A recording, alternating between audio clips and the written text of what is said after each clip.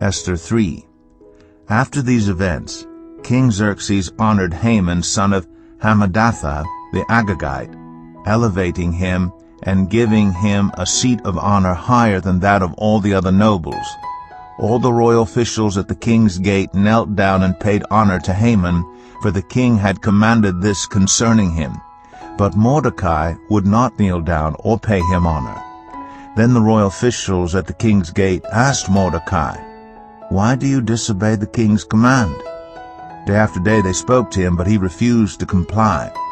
Therefore they told Haman about it to see whether Mordecai's behavior would be tolerated, for he had told them he was a Jew. When Haman saw that Mordecai would not kneel down or pay him honor, he was enraged. Yet having learned who Mordecai's people were, he scorned the idea of killing only Mordecai. Instead, Haman looked for a way to destroy all Mordecai's people, the Jews, throughout the whole kingdom of Xerxes. In the 12th year of King Xerxes, in the first month, the month of Nisan, the pur, that is the lot, was cast in the presence of Haman to select a day and month, and the lot fell on the 12th month, the month of Adar. Then Haman said to King Xerxes, "There is a certain people dispersed among the peoples in all the provinces of your kingdom, who keep themselves separate. Their customs are different from those of all other people, and they do not obey the king's laws. It is not in the king's best interest to tolerate them. If it pleases the king, let a decree be issued to destroy them, and I will give 10,000 talents of silver to the king's administrators for the royal treasury."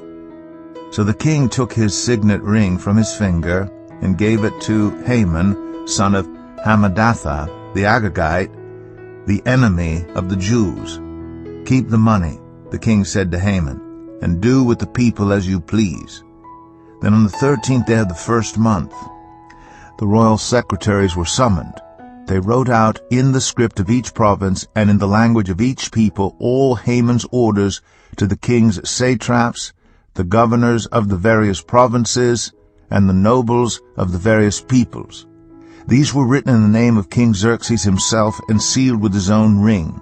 Dispatches were sent by couriers to all the king's provinces with the order to destroy, kill, and annihilate all the Jews, young and old, women and children, on a single day, the 13th day of the 12th month, the month of Adar, and to plunder their goods. In what situations are you tempted to compromise your faith? Mordecai's faith was based on conviction. He did not first take a poll to determine the safest or most popular course of action. He had the courage to stand alone. Doing what is right is not always popular. Those who do right will be in the minority, but to obey God is more important than to obey people. Acts chapter 5 verse 29. Thank you for taking time to listen to God's Word today. God bless you.